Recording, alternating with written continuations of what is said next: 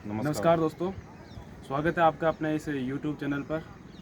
मैंने जो पिछला वीडियो अपलोड किया था उसमें आपके बहुत सारे ऐसे डाउट्स रह गए थे जो कि उस वीडियो में क्लियर नहीं हो पाए और आप लोगों के काफ़ी कमेंट भी आ रहे थे उस संबंध में। तो मैंने सोचा कि एक वीडियो और बना दें और उसमें जो आपके ज़रूरी जो डाउट्स थे उनको मैंने क्लियर करने की कोशिश की है। उनमें सबसे पहले तो पिछले वीडियो में मैंने एक मिस्टेक से जो आपकी लास्ट डेट थी वो 4 दिसंबर बता दी थी, वो आप सही कर ले। उसकी अंतिम दिनांक जो है फॉर्म भरने की वो 3 दिसंबर है। 3 दिसंबर को आपका फॉर्म सबमिट करने की अंतिम दिनांक है, तो उससे पहले आप फॉर्म सबमिट कर दें।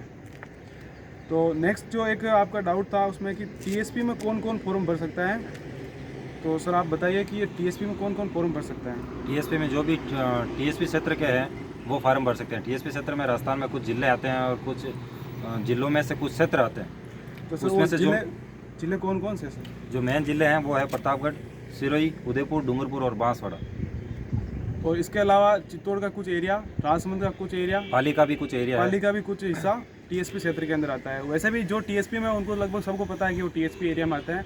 तो टीएसपी में सिर्फ वही विद्यार्थी फॉर्म अप्लाई कर सकते हैं जो टीएसपी के क्राइटेरिया के अंदर आते हैं, जो राज्य सरकार के द्वारा टीएसपी एरिया निर्धारित है, वही टीएसपी में भर सकते हैं। अदरवाइज हम अगर दूसरे ज़िले से आते हैं तो टीएसपी में फॉर्म अप्लाई नहीं कर सकते। हमें उसी ज़िले से अप्लाई करना या उसके आसपास जो टीएसपी में नहीं आते हैं उन ज़िलों से फॉर्म भरना होता है। ये तो था आपके टीएसपी के संबंध में। और एक जो दूसरा कमेंट आ रहा था वो ये है कि सर आईबी, सीआईडी और रेडियो ऑपरेटर के लिए क्या अलग से पेपर होता है? तो इसकी जो मैं जानकारी आपको दे दूं कि आईबी, सीआईडी और रेडियो ऑपरेटर के लिए कोई अलग से पेपर तो नहीं होता है, और इसकी जो पोस्ट है उसके आधार पर इसकी मेरिट हो सकता है अलग बनेगी, क्योंकि आईबी और सीआईडी में पोस्ट निर्धारित है और उसी के हिसाब से 5 गुना इसमें भी पास करेंगे जो कि जनरल कांस्टेबल में करते हैं। पर पेपर तो इसका सेम ही होगा, जो पेपर दूसरे कांस्टेबल्स का होता है वही इसका पेपर होगा। उसके भर्ती होने के बाद में ये पोस्ट दे दी जाती है कि आप आईबी, सीआईडी और रेडियो ऑपरेटर के लिए अप्लाई किया था, तो उसी हिसाब से उसमें आपको ट्रेनिंग अलग से होगी। तो ये था आपका, ये भी डाउट लगभग मेरे ख्याल से क्लियर हुआ होगा। और सबसे बड़ा जो कमेंट आ रहा था सर वो ये है कि फॉर्म कहाँ से भरें?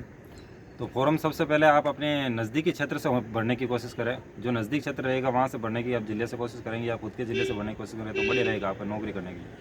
क्योंकि भविष्य में अपन क्या है कि अभी नौकरी लगने के लिए कहीं से भी फार्म भर देते हैं और बाद में जब नौकरी करनी पड़ती है हमको तो थोड़ी दिक्कत आती है। अदर ज़िले से होते हैं तो बहुत सारी समस्या आती है। पुलिस की नौकरी 24 आवर्स ड्यूटी है तो आपको छुट्टियों में दिक्कत आती है। तो उसके लिए आप हो सके तो अपने ज़िले से, पास वाले ज़िले से भरें। अगर आपका सिलेक्शन होना है, आप मेहनत करोगे, आपके ऊपर विश्वास है तो आपके ज़िले से भी हो जाएगा, वरना दूसरे ज़िले से भरकर भी आपका सिलेक्शन नहीं होगा। तो प्राथमिकता आप अपने ज़िले को देवें, फिर उसके अपने ज़िले को देवें या अपने पड़ोसी जो भी ज़िला अदर लग रहा है वह उसी को प्राथमिकता देवें। ये एक समस्या आ रही है कि अब की बार जो वैकेंसी है बहुत से ज़िलों में सर वैकेंसी आई नहीं है, क्योंकि वहाँ पोस्ट है ही नहीं 0-0। तो उनके लिए जहाँ वैकेंसी नहीं है तो अपने पास वाले ज़िले में है वहाँ भरो। आप नज़दीक जो ज़िला लगता है आपके वहाँ से भरने की कोशिश करो। और ऐसा नहीं है कि जहाँ ज़्यादा भर्ती है वहाँ से भरने की भी कोशिश ना करोगे। आज ज़्यादा वैकेंसी है वहाँ से भरोगे तो वहाँ से तो सब भरेंगे। आपके जैसे दिमाग लगाकर सब भरना चाहेंगे तो वहाँ से भी ऐसा मत करो। जहाँ आपको लगता है कि आपके पास वाला ज़िला और मीडियम भर्ती निकली हुई है वहाँ से आप भर दीजिए फॉर्म। आप अपने स्व विवेक से ये डिसाइड करें कि आपके जो अगर ज़िला, आप 2 फॉर्म भरोगे वैसे मुझे पता है 2 ज़िलों में, एक तो आप अपने गृह जिला से भर सकते हैं और दूसरा ज़िला वो सेलेक्ट करें जो आपके नज़दीक हो, और वहाँ पर आपने कैटेगरी की पोस्ट जरूर देखें क्योंकि आपके कैटेगरी में कितनी वैकेंसी खाली है, तो उस हिसाब से आप फॉर्म लगाने की कोशिश करें। ना कि मेरे या सर के कहने से कि मैं कह दूँ उस ज़िले से भर दीजिए। मान लो मैंने एक ज़िले का नाम बता भी दिया तो उससे इस वीडियो को देखने वाले कितने लोग उससे फॉर्म भर देंगे?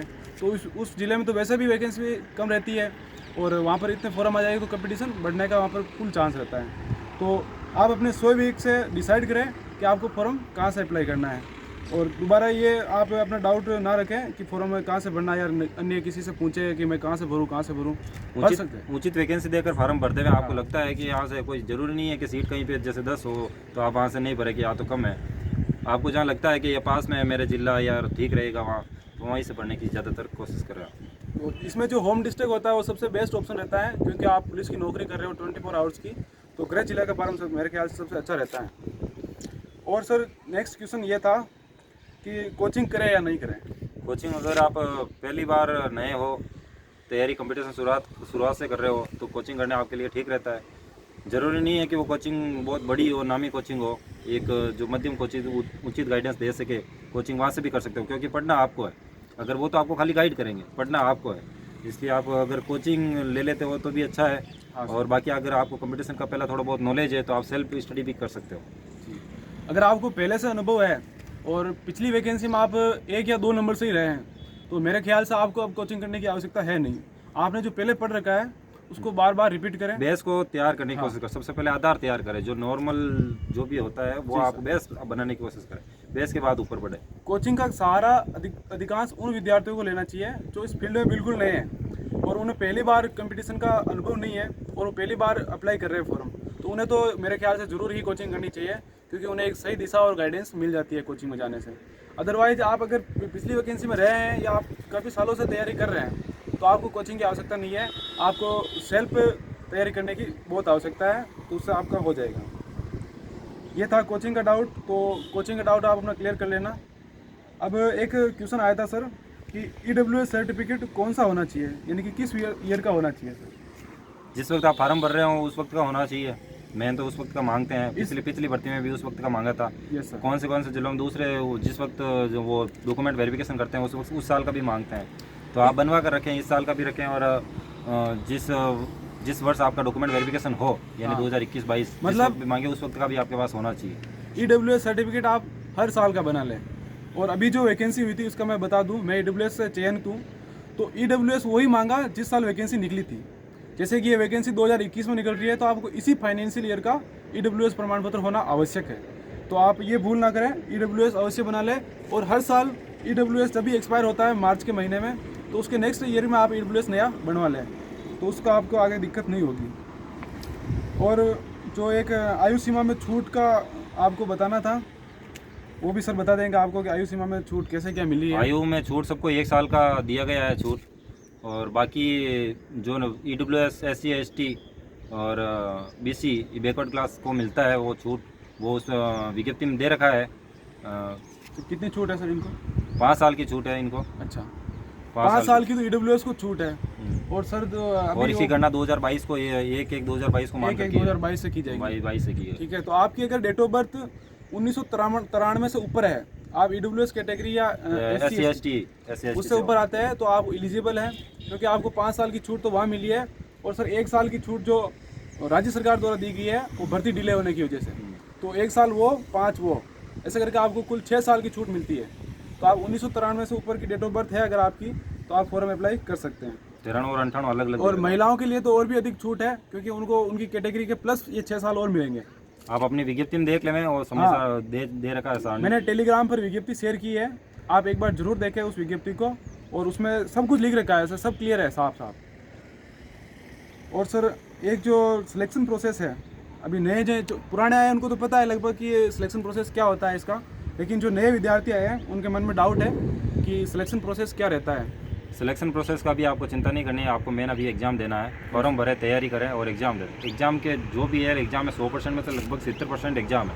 70% आप एग्जाम क्लियर कर लिया तो आपको मतलब सिलेक्शन पक्का है, अगर अच्छे मार्क्स आ गए, मेरिट में आ गए। तो उसके बाद तो जो भी मेडिकल रहता है, फिजिकल रहता है, उसमें इतना लोड नहीं, आपको समय मिल जाता है फिजिकल के लिए, और मेडिकल के लिए भी आपको समय मिल जाता है। तो उसकी आप चिंता नहीं करें, नॉर्मल होता है।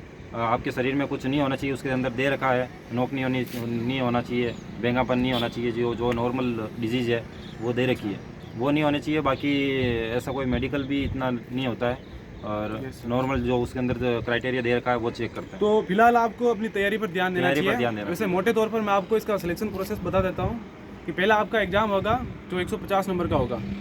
अगर आप एग्ज़ाम क्वालिफाई करते हैं, उसकी एक मेरिट निकलती है, उसमें आपका रोल नंबर आता है, तो आपकी रनिंग होगी, वो पुरुषों के लिए है 5 किलोमीटर 25 मिनट, और महिलाओं के लिए 35 मिनट दे रखे हैं उसके अंदर। और अगर कोई एक्स सर्विसमैन भाई है तो उसको 30 मिनट में ये रनिंग कवर करनी होती है। और उसके अगर आप रनिंग के बाद रनिंग क्वालिफाई कर लेते हैं तो उसमें एक फाइनल मेरिट आती है। फाइनल मेरिट में 5 गुना से नहीं रहकर 1 गुना लिया जाएगा उसमें। उसके बाद आपका मेडिकल होगा, और मेडिकल क्वालिफाई होने के बाद आपको ज्वाइनिंग मिल जाएगी। ये इसका सिलेक्शन प्रोसेस था। और सर मेरिट अलग अलग जाएगी क्या? CID IB GD radio operator? हाँ बिल्कुल अलग अलग जाएगी। तो बिल्कुल CID IB इनकी तो अलग जाएगी क्योंकि इनकी पोस्टें भी अलग है, तो उसी हिसाब से 5 गुना विद्यार्थी पास किए जाएंगे।